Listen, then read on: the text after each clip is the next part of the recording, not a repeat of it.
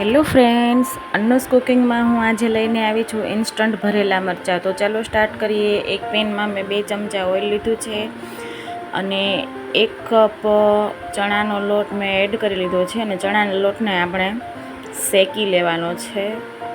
લોટ શેકતી વખતે આપણે ગેસની ફ્લેમ એકદમ સ્લો રાખવાની છે, નહીંતર આપણો લોટ બળી જશે અને બદામી રંગનો ઝડપથી થઈ જશે. લોટ શેકવાથી મરચાંમાં લોટનો ટેસ્ટ એકદમ સરસ આવે છે, કાચો કાચો લાગતો નથી અને ચોંટતો પણ નથી મોઢામાં અને સરસ ક્રિસ્પી લાગે છે. ત્યારબાદ લોટ ઠરી જાય પછી મેં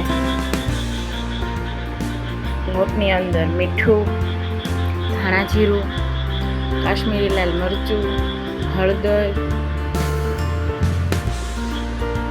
અને ધાણા સમારીને એડ કરી દીધા છે અને ત્યારબાદ 2 ચમચા મેં ઓઇલ એડ કરી દીધું છે લોટની બાઇન્ડિંગ માટે અને ત્યારબાદ મેં બુરું ખાંડ એડ કરી દીધી છે. તમે આખી ખાંડ અથવા ગોળ પણ એડ કરી શકો છો અને ત્યારબાદ મેં ગરમ મસાલો એડ કર્યો છે અને 1 લીંબુનો રસ મેં એડ કરી દીધો છે. તો હવે આપણે મસાલાને મિક્સ કરી લઈશું પરફેક્ટ.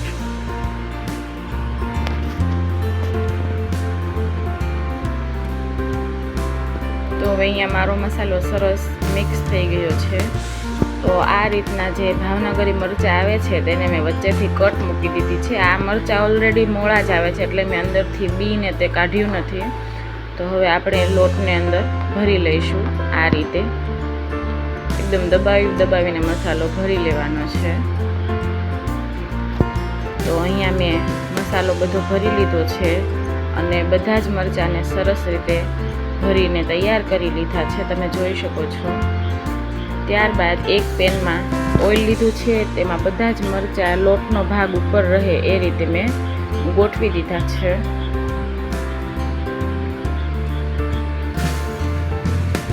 ધ્યાન રાખવાનું છે લોટનો ભાગ ઉપર રહે, નહીં તો લોટ બધું તેલ પી જશે, ઓબ્ઝર્વ કરી લેશે લોટ. તો મરચાં થોડા ફ્રાય થાય એટલે આપણે તેમાં થોડું પાણી સ્પ્રિંકલ કરી દઈશું અને ત્યારબાદ એક ડીશ ઢાંકીને તેને વરાળથી કૂક કરી લઈશું. તો 10 મિનિટ પછી તમે જોઈ શકો છો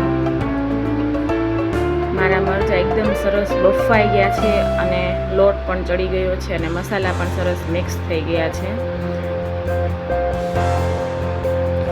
હવે મરચાંને આપણે ફેરવી લેવાના છે અને ત્યારબાદ ફરીવાર થોડું પાણી સ્પ્રિંકલ કરીને થોડો મસાલો જે મારો વધ્યો હતો તે મેં સ્પ્રિંકલ કરી દીધો છે, જેથી ગ્રેવીવાળો આખી મરચાંની પેસ્ટ તૈયાર થઈ જાય.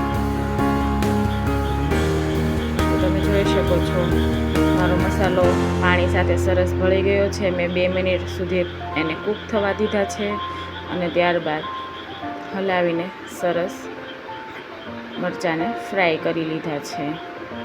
તો તેલ ઉપર આવી ગયું છે અને મસાલો કૂક